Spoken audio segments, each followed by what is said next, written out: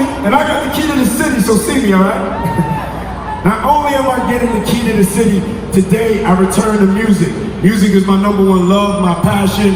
Do we got any R&B fans in the house? Do we have any R&B fans in the house? Okay. Diddy got the city. Diddy got the city. Diddy got the city. The Trevor Jackson Podcast. What's popping with y'all today, man, on this beautiful day, man? Like, thank you for tuning in. If you're new here, it shouldn't take you no longer than 30 seconds to know if you want to subscribe to the channel and move forward with the movement and the content and the conversation we got going on over here. You know what I'm saying? If you being here and rocking with your boy, hit that like button, man, so this show can get into the algorithm, because I feel as if I have a different take than everybody else. A different take on this topic. The empire crumbles. Diddy was arrested a couple of days ago. Bond denied once. Bond denied twice. But before I get into the conversation and start playing clips and giving my takes and perspective on things, I want to salute Star. Troy Terrain from the Star Report. He did a show and he was talking about the atmosphere of acceptance. The atmosphere of acceptance. You know, when I heard him speak about it, I was like, people accept things that they normally wouldn't. People want to be in the presence of other individuals for like gain. They want to be celebrities. They choose to be around people that they really don't like. You know what I'm saying? So they can obtain fame and wealth.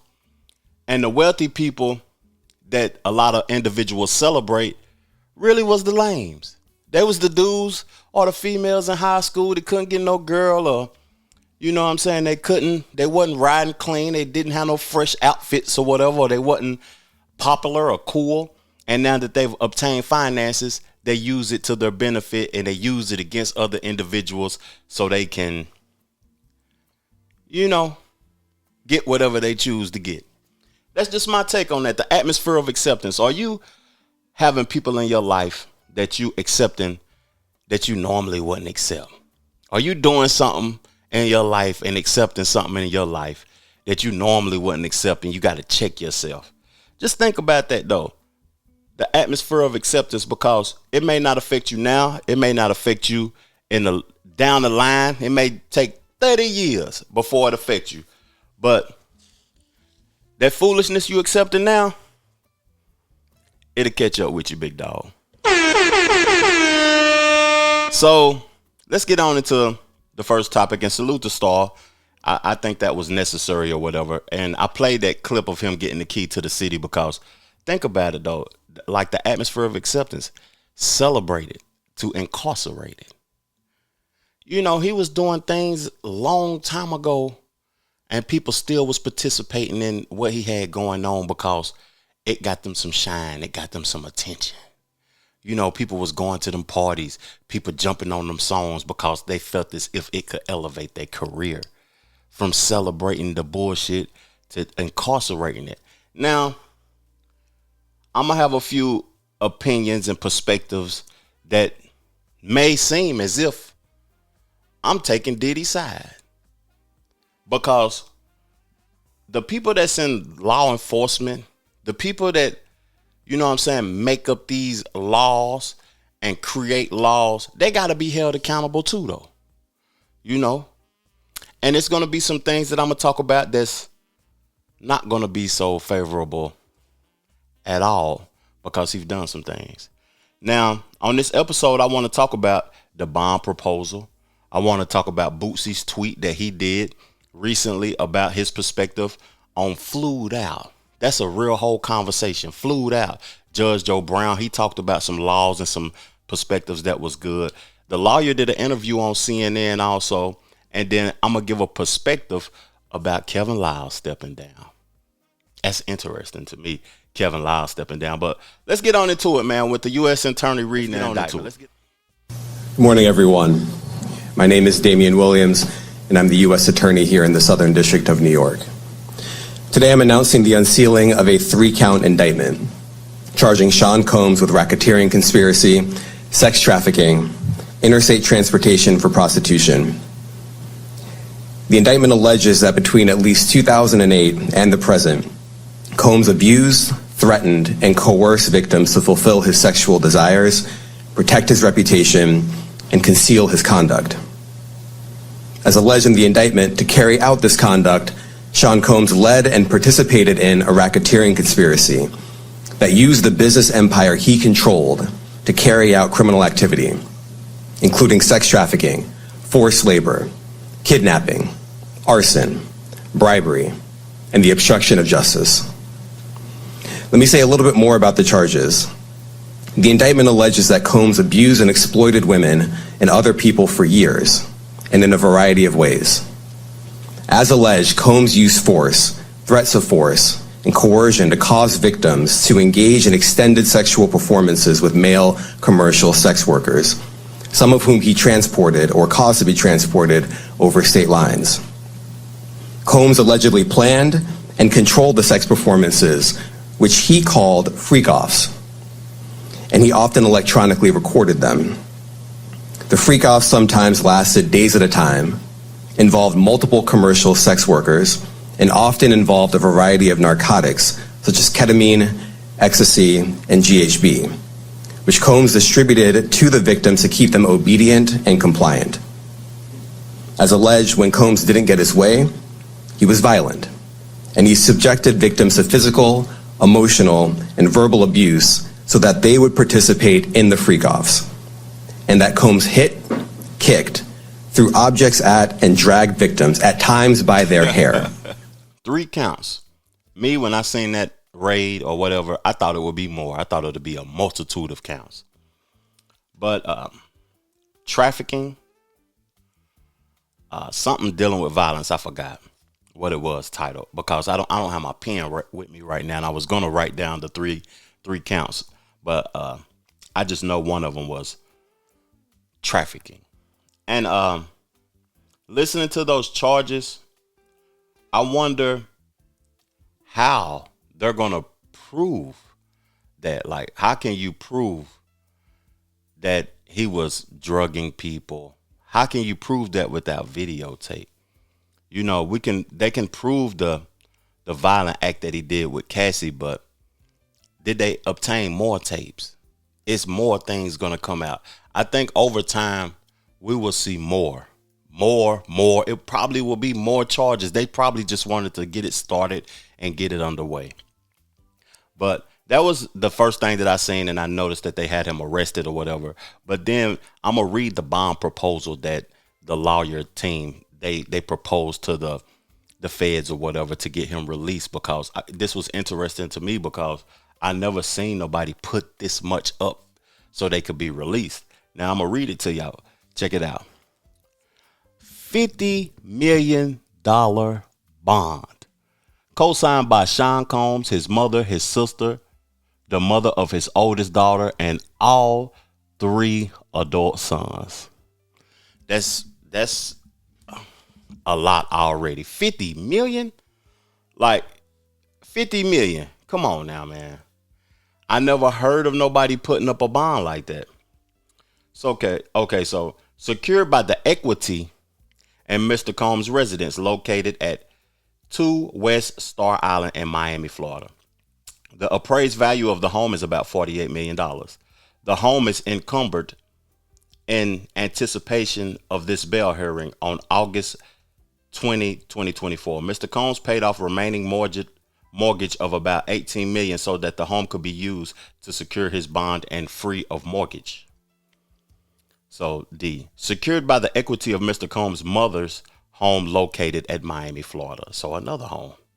Mr. Combs' travel will be restricted to the Southern District of Florida and the Southern District of New York to attend court, meet with his counsel, and attend medical appointments, which will be addressed to the court in a separate sealed submission, as well as the Eastern District of New York or the District of New Jersey, only to be extended that his travel to and from New York involves an airport in those districts.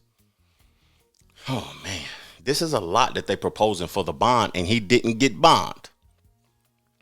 So Mr. Combs' passport was surrendered to his counsel on April 1st, 2024. His counsel advised the prosecutors of this fact in an email dated the same day. Counsel will provide this passport to Pretrial Services. The passport of the following family members who have already surrendered their passports to counsel after the raids on Mr. Combs' home. Janice Combs, Chance Combs, Jesse Combs, Delilah Combs, and Love Combs, the baby, had to surrender their passports. You know, that's a lot. And you know, like mob figures got bonds. A multitude of people who had murder cases and stuff worse than this got bonds. Now, this has been going on for a long time. And I understand why they don't want to give him a bond, because he's worth so much money. He could be gone. But if it was me, to be honest with y'all, if I was Diddy and this situation happened to me, I would have been gone. I would have been gone to one of them countries where they can't extradite me back super fast. While they was at my house, I would have been on that jet, pew, ready to live a peaceful life and to never be heard of or spoken about. You could speak about me a while you want to, but guess what?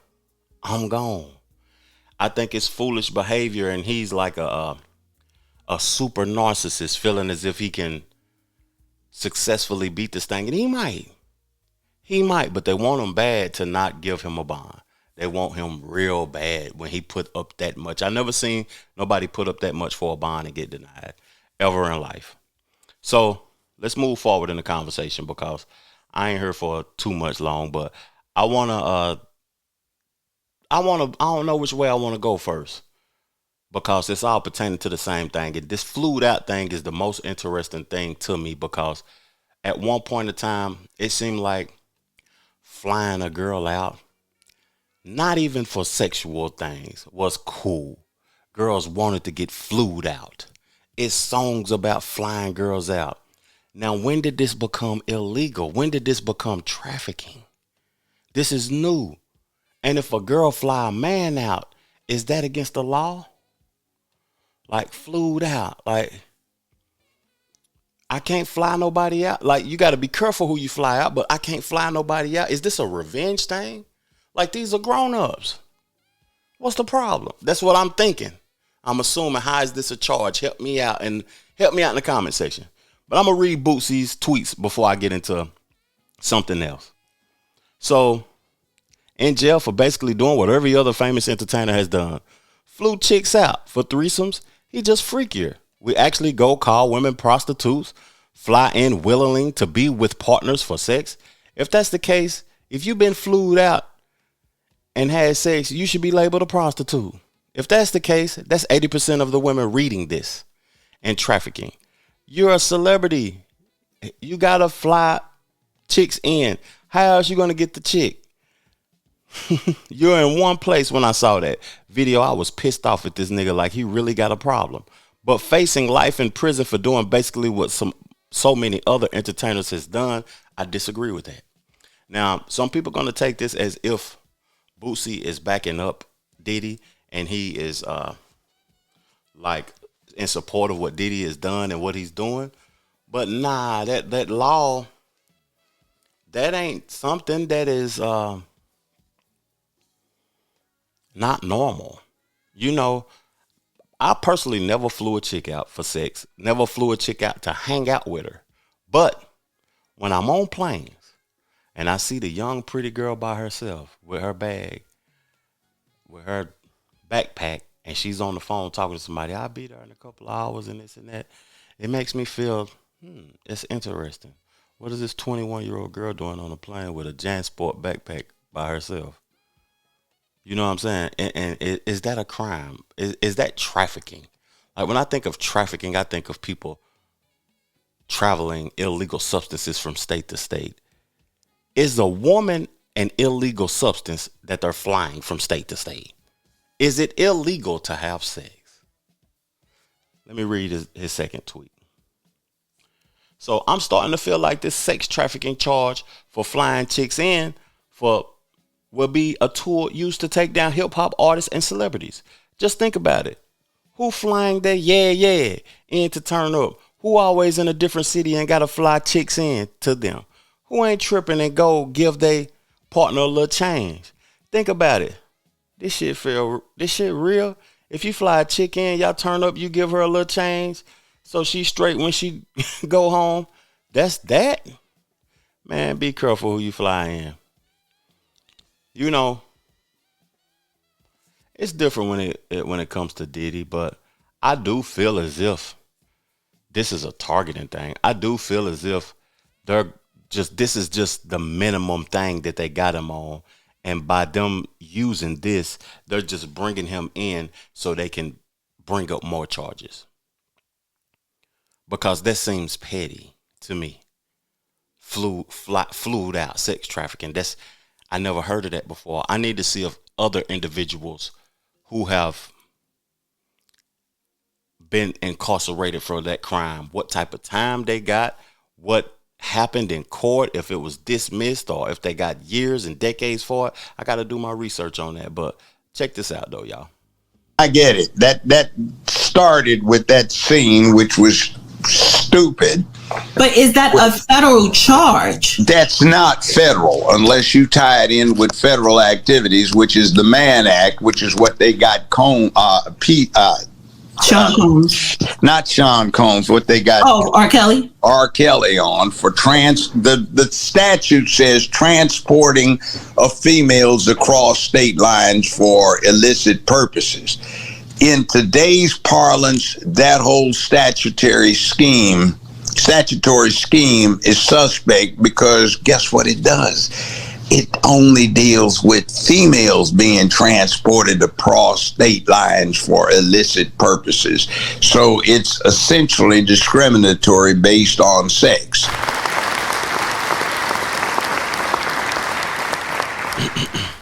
I think about it. When I heard that it's discriminatory towards sex, I think about men in the position we in. And this is no disrespect to women because I love women though, but man, we got to tighten up and be able to unify and be able to be more disciplined because women is taking over. They're getting laws created for them that's protecting them.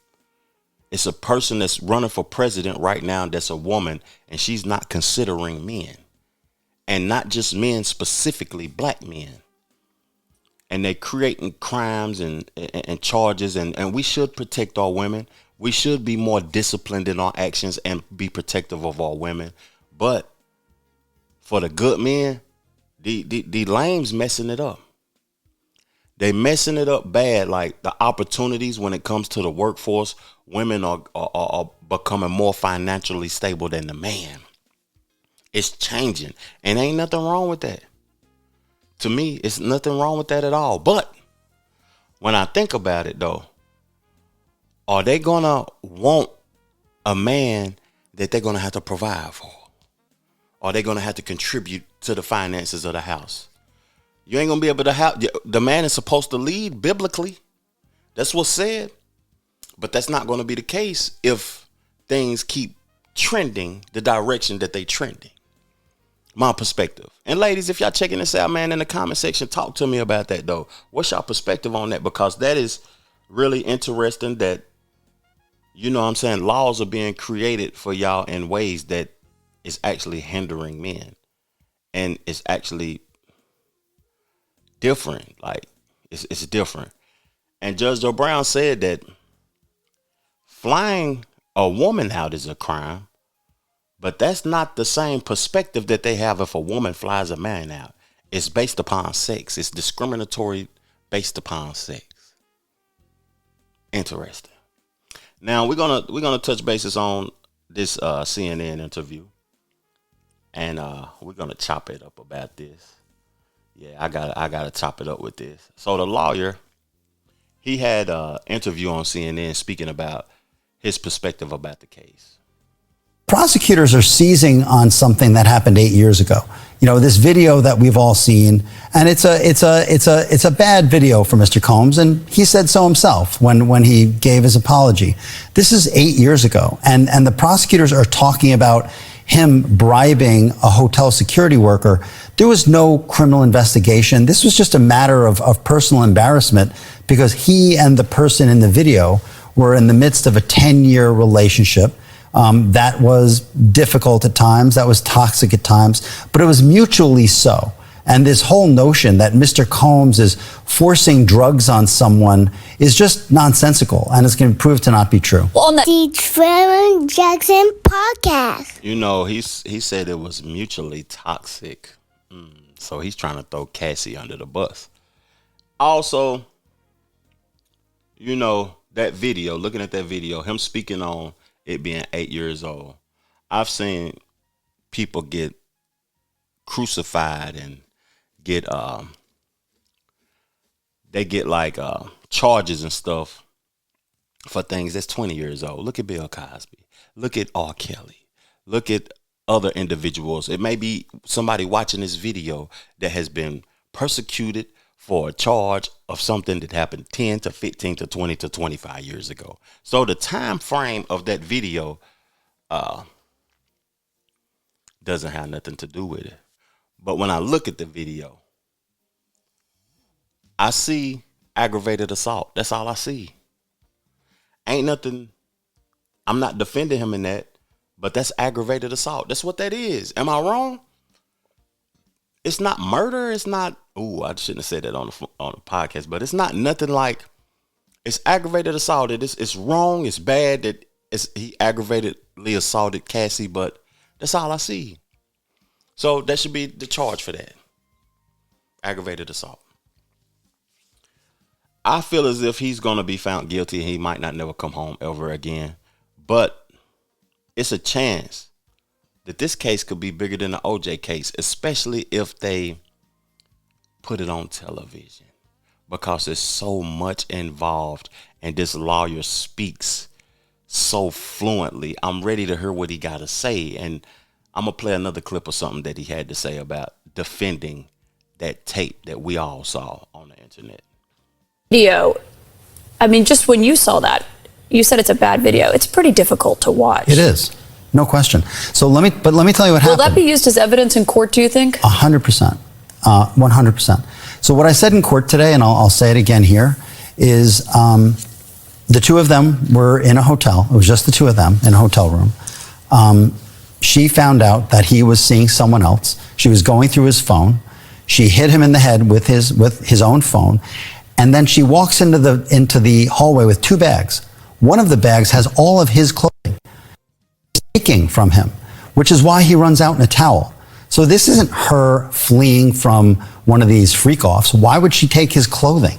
That's not what it is. And when the evidence comes out, this is going to be completely different than the government's portrayed it. But on this video, and I just want to show that again now, how do you defend against allegations that he hit, kicked, and dragged women when he's on video hitting, kicking, and dragging a woman? Sure, he's not charged with hitting, kicking, and dragging a woman. He's charged with sex trafficking, and he didn't traffic anybody. But he's charged with a conspiracy here where he was using physical abuse, emotional abuse, financial pressure, as prosecutors allege, to keep these women in his fold. Maybe just Cassie Ventura, but keeping these women in the fold. Cassie Ventura lived by herself. She had her own house. She had a family. She had a career. And he was seeing another woman at the time. The Trevor Jackson Podcast. He basically saying that she didn't need him. She could have walked away at any time, but she stayed. You know, to the women that's watching this podcast or whatever, think about that though. Like 10 years, not to defend Diddy. This is not defending Diddy. This is not defending Cassie. This is not being negative. 10 years. Are you going to stay in something toxic for 10 years? What are you trying to obtain? What are you trying to gain? It must be something involved that's keeping you around for you to stay for 10 years. No disrespect, because that video, you cannot defend that video. You cannot defend some of the things that we have witnessed and seen, and some of the actions that we have seen from Diddy, and he's deserving to do some time. But it's a lot of allegations being made that we can only assume about and be spectating about, or we don't have no legit, you know what I'm saying, solid evidence that he's guilty of all these things that they are accusing him of. And one of the things I want to speak on is racketeering. You know, I read that racketeering charge because I told you at the top of the podcast that I didn't remember the 3 charges, but I remember that racketeering. Now, racketeering is for a criminal organization, but he is the only individual named in the racketeering charge.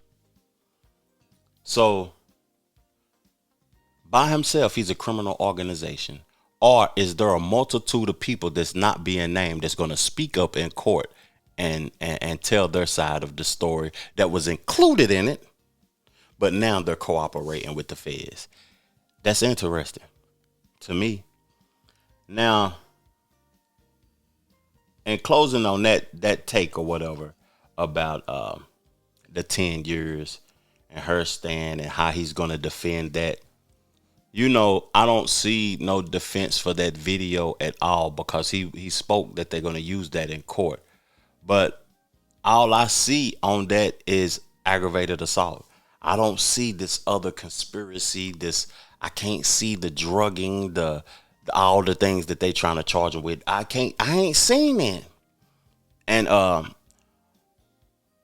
where's the proof? Let's get the proof in. I want to see it. I want to be entertained. I want to be able to come back and make a whole nother show about and conversate about the foolishness that's going on in this case. Now, I was listening to academics. You know, I check out academics from time to time. He did a 10-hour live stream on this topic, and he had Whack 100 on there. Out of the whole 10 hours, I listened to 8 of them while I was at work. Had my headphones on, just chilling at work. And I checked out a majority of the stream. It was pretty good, too, because he had some people on there, some lawyers. He had Whack 100 on there. But this is a take because I love hip-hop, and I'm engulfed in hip-hop, that I appreciate it, and we're going to further the discussion on this. To all my people, black entrepreneurs in the music game, our moguls are falling. Suge Knight failed. We got Biggie failed. Kevin Lyles just resigned. I don't know if he's retiring. I hear my main man Mike Kaiser's no longer at Atlantic. Yeah, I heard a lot of people. Atlanta Clean House. Atlanta Clean House. A lot of people that we have leaned on. A lot of people that open up doors for opportunities for people that look like us are being removed and erased. Pay attention. The Trevor Jackson Podcast. You know, I'm not gonna contribute or tribute this Diddy stuff to the music industry or the fall of, you know what I mean, moguls or whatever, because he's guilty for what he participated in. Real talk. But I'm going to say that the moguls in the music industry are disappearing, dying off. Russell, what's his name? Russell. That's all I'm going to say. You know, Russell used to own Def Jam, and he's in Bali, hiding for his life. Birdman, we seen the fall of Birdman, had the best deal of all time. 1 billion records sold. He don't even look like he got $1 billion. You know what I'm saying? The record label done made $10 and $20 billion off of you. But I'm gonna say something. It's interesting to me that since the music industry isn't as profitable as it used to be, they throwing niggas in the trash can because you worthless now. You can't do nothing for us. You're not of no value to us no more. You don't have no influence without the music. You're not making no money for us no more. It's over. Now, Kevin Lyle stepped down. One of the people that came up with Russell and Leo Cohen and all them people through Def Jam, I think he was on Warner Brothers. He was an exec at Warner Brothers or 300 when he contributed to Young Thug coming out, the Migos coming out, a whole bunch of people coming out through 300. And he just recently stepped down. He stepped down the same day Diddy was arrested. How interesting. Now let me read this.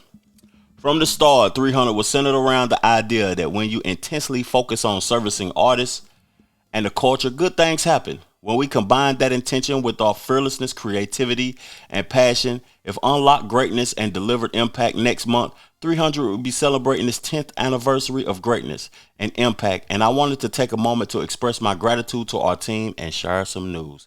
A decade of influence.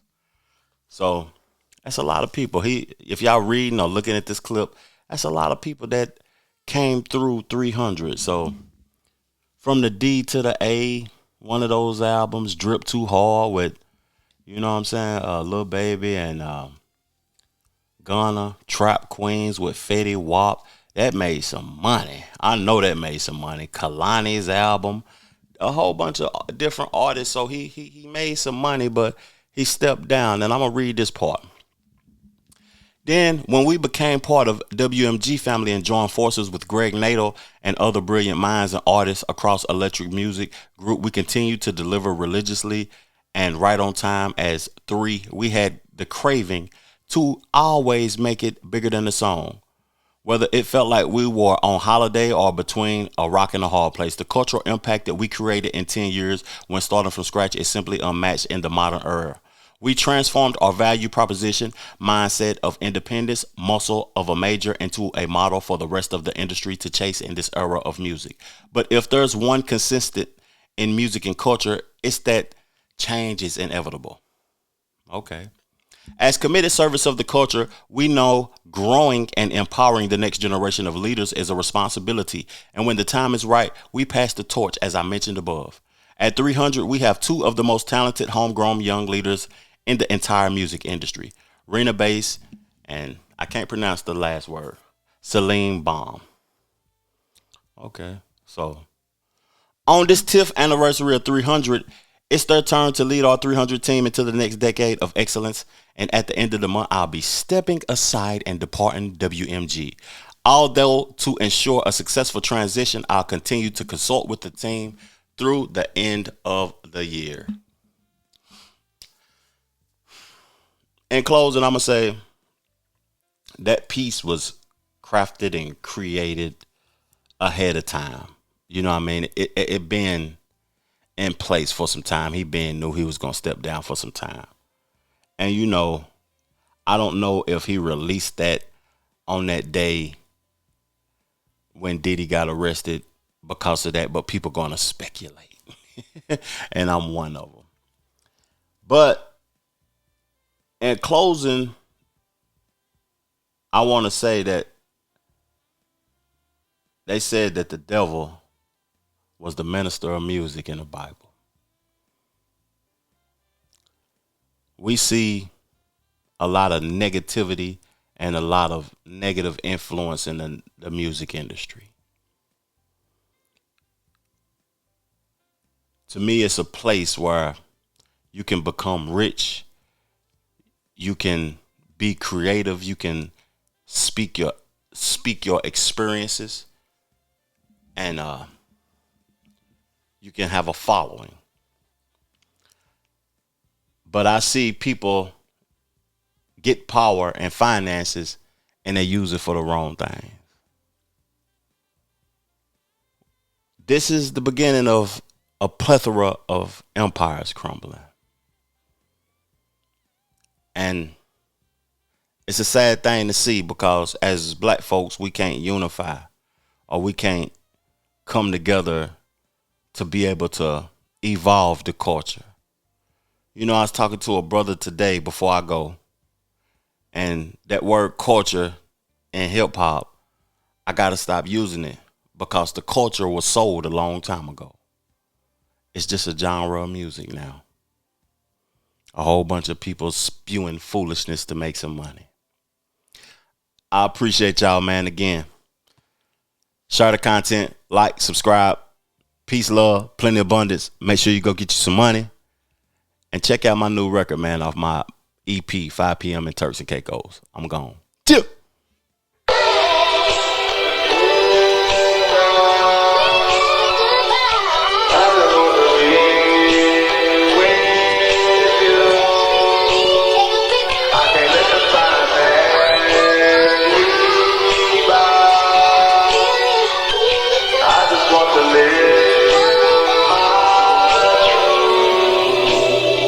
I can't let the time pass me by. I just want to be with you. I can't let the time pass me by. I just want to live my truth. I can't let the time live my truth, nigga. What it do? Came up, got the bricks, now copping by the deuce. Homes and cars, I'm internally scarred. I externally barred, I've been going so hard. $1 million is minimum, the killers I'm sending them. I prevail from hell, didn't need no Ritalin. My rivals apologize, they know I'm the middleman. The head honcho, get to it pronto.